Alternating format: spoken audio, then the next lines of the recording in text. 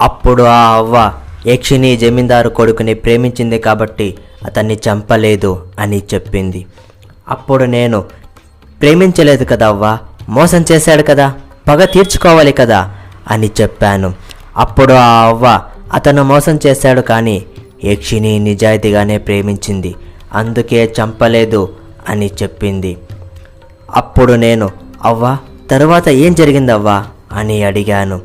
అప్పుడు ఆ అవ్వ బజ్జీలు తీసుకెళ్ళి ఇచ్చేసి, రేపు రా నాయనా తీరిగ్గా చెప్తాను అని ఆ అవ్వ చెప్పింది. అప్పుడు నేను, సరే అవ్వ, నేను రేపు ఉదయాన్నే వస్తాను, నాకు మొత్తం కథ తెలియాలి అని చెప్పి నేను వెళ్ళాను. ఇంట్లో మా అక్క బావ ఇలా మాట్లాడుకున్నారు. వీడు వెళ్ళి చాలా సమయం అయ్యింది, ఇంకా రాలేదేంటి అని మా బావ అక్కనే అడిగాడు. అప్పుడు మా అక్క, వస్తాడులే అండి, వర్షం పడుతుంది, కాస్త ఆలస్యంగా వస్తాడు అని చెప్పింది. అప్పుడు బావ, 9 గంటల తర్వాత ఎవరూ వెళ్ళకూడదు అని చెప్పాను కదా, ఎందుకు పంపించారు, నాకు భయం వేస్తుంది అని మా బావ చెప్పాడు. అప్పుడు మా అక్క, ఏం కాదులేండి అని చెప్పింది. సమయం 10 గంటలు కావస్తుంది, ఏదైనా జరగరానిది జరిగితే అని మా బావ భయపడుతూ ఉన్నాడు. నేను దారిలో వస్తూ ఉండగా మొత్తం చీకటిగా ఉంది, నా దగ్గర దీపం కూడా లేదు అని అనుకొని వెళ్తూ ఉన్నాను. నా తమ్ముడు నాతో వస్తూ ఉండగా ఒక్కసారిగా ఆగాడు. నేను వెనక్కి తిరిగి చూశాను. రారా, ఏం చేస్తున్నావు అని అడిగాను. కానీ వాడు ఏం సమాధానం ఇవ్వలేదు, తల కిందకి వంచుకొని నించొని ఉన్నాడు. నేను, రారా, ఎందుకు అలా నిలబడి ఉన్నావు అని దగ్గరికి వెళ్ళాను. వెళ్ళి చూస్తే ఒక్కసారిగా తల పైకి ఎత్తి, నా కథ నీకెందుకు, అవసరమా అని చెప్పాడు. అప్పుడు నేను, ఏందిరా గొంతు మార్చి మాట్లాడుతున్నావు అని చెప్పాను. అప్పుడు వాడు, నేను యక్షిణిని అని చెప్పాడు. అప్పుడు నాకు భయం వేసి పరుగు పరుగు తీసి వెళ్ళి దాక్కున్నాను.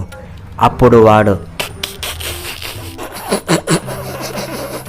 అని నవ్వుతూ, భయపడ్డావా అన్నయ్య, ఊరికే యక్షిణిలాగా మాట్లాడితే భయపడతావా లేదా అని చిన్న తమాషా చేశా అని చెప్పాడు. అప్పుడు నేను, నా యాల్ది తమాషా చేసే సమయమరా ఇది, ఒక్కసారిగా నా గుండెకాయ జారిపోయింది తెలుసా, ఇంటికి పదరా నీ సంగతి చెప్తా అని చెప్పాను. దారిలో వెళ్తూ ఉండగా వెనకాలే ఎవరో నడుస్తూ ఉన్నట్టు గజ్జల శబ్దం వచ్చింది. అప్పుడు నేను, ఏంట్రా మళ్ళీ ఏదైనా తమాషా చేస్తున్నావా అని అడిగాను. అప్పుడు వాడు, లేదన్నయ్య నేనేం చెయ్యలే అని చెప్పాడు. మరి ఏంటి ఈ గజ్జల శబ్దం అని చెప్పాను. అప్పుడు వాడు, అవునన్నయ్య నాకు వినిపిస్తుంది అని చెప్పాడు. అప్పుడు నేను, వెనక్కి తిరిగి చూడకుండా రారా అని చెప్పి అక్కడి నుంచి ఇంటికి వచ్చేసాం. అప్పుడు నేను, రే దారిలో గజ్జల శబ్దం అలాగే యక్షిణి కథ గురించి ఇంట్లో ఎవ్వరికీ చెప్పకు సరేనా అని చెప్పాను. అప్పుడు వాడు, సరే అన్నయ్య చెప్పనులే, నేను కూడా రేపు నీతో పాటు వస్తాను అన్నయ్య అని చెప్పాడు. అప్పుడు నేను, వద్దురా నేను తెలుసుకొని నీకు చెప్తాలే అని చెప్పాను. అప్పుడు వాడు, సరే అన్నయ్య అని చెప్పాడు. ఇంటికి వెళ్ళాక మా బావ, ఏందిరా ఇంత ఆలస్యంగా వచ్చారు అని భయంగా అడిగాడు. అప్పుడు నేను, వర్షం కదా బావా అని చెప్పాను. అప్పుడు మా బావ, సరేలే దారిలో ఏం జరగలేదు కదా అని అడిగాడు. అప్పుడు నేను, లేదు బావా అని చెప్పాను. అప్పుడు మా బావ, సరే భోజనం చేసి పడుకోండి అని చెప్పాడు.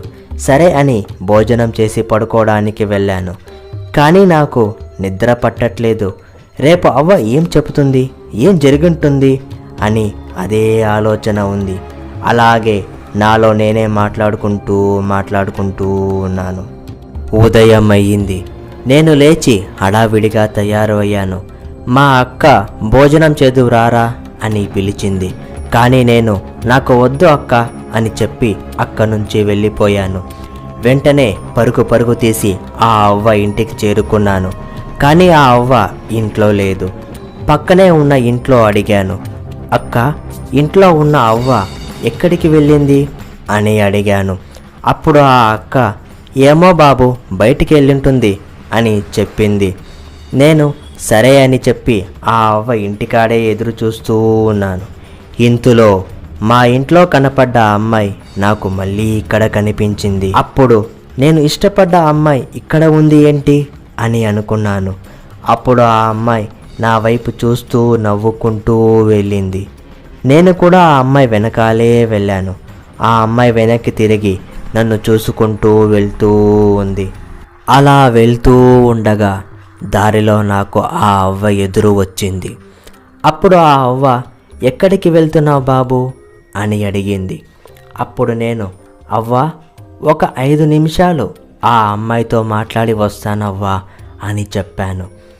అప్పుడు ఆ అవ్వ, అమ్మాయా, ఎక్కడ ఉంది, నాకు ఎవరూ కనిపించట్లేదే అని చెప్పింది. అప్పుడు నేను, ఏంటవ్వా, ఆ అమ్మాయి నీకు కనిపించట్లేదా అని ఆశ్చర్యంగా అడిగాను. అప్పుడు ఆ అవ్వ, అవును బాబు, అదిగో అక్కడ ఉందే, అదే ఆ యక్షిణి కోట. ఆ యక్షిణి అందరినీ అక్కడికి తీసుకెళ్ళి చంపేస్తుంది. జమీందారు, అలాగే అర్ధరాత్రి వెంకయ్య, అలాగే చాలామందిని అక్కడే చంపేసింది. ఆ కోట దగ్గరికి నువ్వు ఎందుకు వెళ్తున్నావు అని చెప్పి అక్కడి నుంచి తీసుకొని ఆ అవ్వ ఇంటికి వచ్చింది. ఇంటికి వచ్చి అవ్వ నాకు తాగడానికి నీళ్లు ఇచ్చింది. అప్పుడు ఆ అవ్వ, నేను రాకపోయింటే నీకు ఏదో ప్రమాదం జరిగేది బాబు అని చెప్పింది. నాకు ఆ అవ్వ అలా చెప్పగానే ఆశ్చర్యమేసింది. అప్పుడు నేను, అవ్వ, ముందుకు ఏం జరిగింది చెప్పు అవ్వ అని అడిగాను. అప్పుడు ఆ అవ్వ, జమీందారు కొడుకు తన కార్యక్రమాన్ని చేసి వెళ్ళిపోయిన 2 రోజుల తర్వాత జమీందారు చనిపోయాడు అన్న విషయం పక్క ఊరిలో అంతా తెలిసింది. అప్పుడు వెంకయ్య కుటుంబం ఈ ఊరికి వచ్చారు. వచ్చి పనివాళ్ళని, అయ్యా, జమీందారు గారు ఎలా చనిపోయారు అని అడిగారు. అప్పుడు పనివాళ్ళు, మాకు తెలియదయ్యా, మీకెందుకు అని అడిగారు. అప్పుడు వెంకయ్య కుటుంబం, అయ్యా, జమీందారు గారిని ఎవరో చంపేశారు అని తెలిసింది. అలాగే మా అబ్బాయిని కూడా ఎవరో చంపేశారయ్యా అని చెప్పారు. అప్పుడు పనివాళ్ళు, అవునా, మాకు కూడా తెలియదండి అని పనివాళ్ళు చెప్పారు. అప్పుడు వెంకయ్య కుటుంబం, సరే అయ్యా అని చెప్పి అక్కడి నుంచి వెళ్ళిపోయారు. వెంకయ్య కుటుంబం అక్కడి నుంచి వెళ్ళిపోయాక ఏం జరిగింది అనేది తెలుసుకోవాలి అంటే నెక్స్ట్ ఎపిసోడ్ వరకు వెయిట్ చేయాల్సిందే. అలాగే ఈ వీడియోని లైక్ చేయండి, మీ ఫ్రెండ్స్కి షేర్ చేయండి, అలాగే మా ఛానల్ని సబ్స్క్రైబ్ చేసుకోండి.